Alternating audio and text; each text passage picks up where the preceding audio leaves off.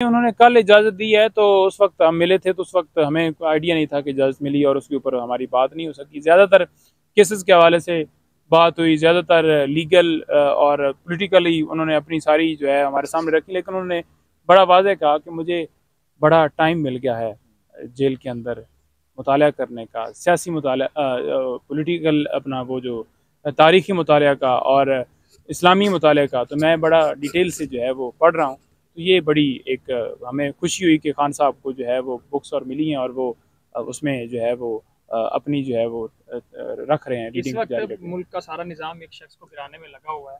वो जेल में बैठा हुआ शख्स क्या सोच रहा है, उसकी बॉडी लैंग्वेज क्या है, उसकी मेंटालिटी क्या है, वो कब तक जेल में रहेगा? क्योंकि लोग तो आप देखते हैं, मिलते हैं, वो मायूस हैं, परेशान हैं। खान साहब की क्या थिंकिंग है? देखें, मैं ये समझता हूँ जब भी खान साहब से मुलाकात हुई है ना, खान साहब एक इरादे, एक अज़म, एक मिशन, एक विजन, एक जो है कौम के लिए और रूल ऑफ लॉ के लिए और आइन की और कानून की बालादस्ती के लिए इस वक्त जो है इस जंग हमारे बच्चों के मुस्तकबिल के लिए लड़ रहे हैं। तो वो इस मकसद के अंदर उन्हें फ़र्क ही नहीं पड़ता कि सेल कैसा हो, किस कंडीशन में रखें, उन्हें फ़र्क ही नहीं पड़ता कि कितना लंबा रखें, बल्कि वो जारी रखे हुए हैं। और बड़ा उनको से मिलकर यूँ लगता है ना कि जैसे इनको तो फिक्र ही नहीं और हमें टेंशन है।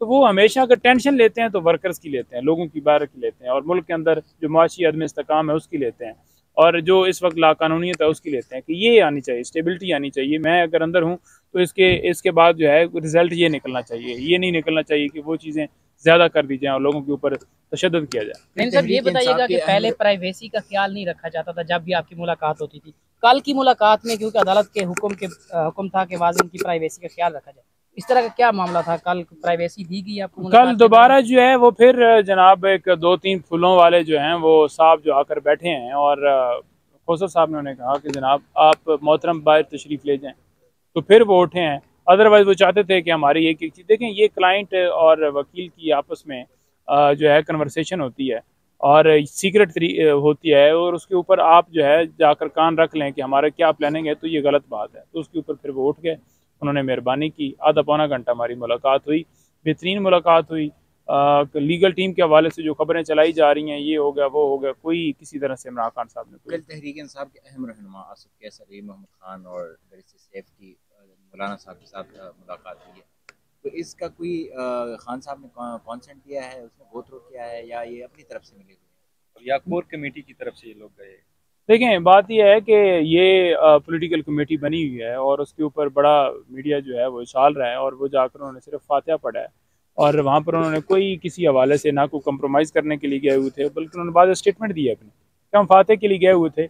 हाँ, अगर किसी जगह के ऊपर ये बात हो जाए कि 90 डेज़ के अंदर इलेक्शन होने चाहिए, तो उसमें कोई गलत बात नहीं है, आइन की बात अगर की गई है तो उसमें कोई हर्ज नहीं है। ये बिला ये वजह एक सिर्फ इलेक्शन प्रोपेगेंडा। की हद तक बात हो सकती है या कोई इतिहाद तक भी बात जा नहीं, सकती है? इत्तेहाद की बात मुझे तो नहीं पता कि कोई इस तरह की कोई बात हुई, और ना मुझे उन्होंने कहा है कि कोई इत्तेहाद की बात की है, बस सिंपली उन्होंने फातिहा पढ़ा है। ठीक है, थैंक यू। अभी तक जो नोटिस जारी हैं वफाक को भी और जेल हकाम की तरफ से, कोई आज पेश नहीं हुआ। इंतहाई अफसोसनाक है।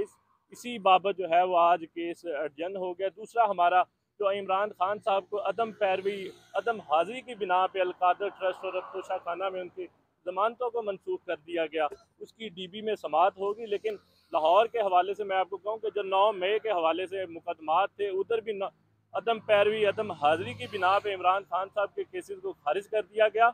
और आज हमने जब उसकी अपील दायर की हाई कोर्ट में, तो आज अफसोसनाक बात यह है कि उसकी कॉज लिस्ट को कैंसिल कर दिया गया। आज हमारे वो केसेस जो 9 मई के मुकदमात में लाहौर में दर्ज किए गए थे, इंसदाद दहशतगर्दी, लाहौर अदालत की तरफ से जो है वो अदम हाजिरी की बिना पे खारिज किए गए थे, अभी तक उनको नहीं सुना जा रहा।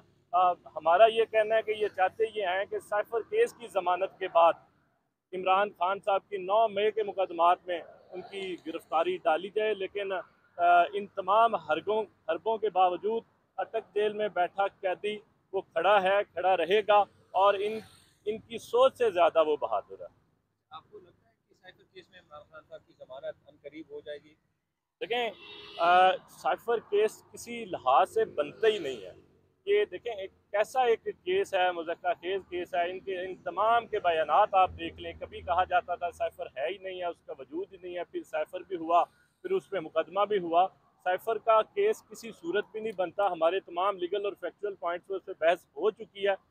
हमारा ये कहना है कि ये केस जो है वो खारिज भी होगा और उसमें इमरान खान साहब की जमानत भी होगी।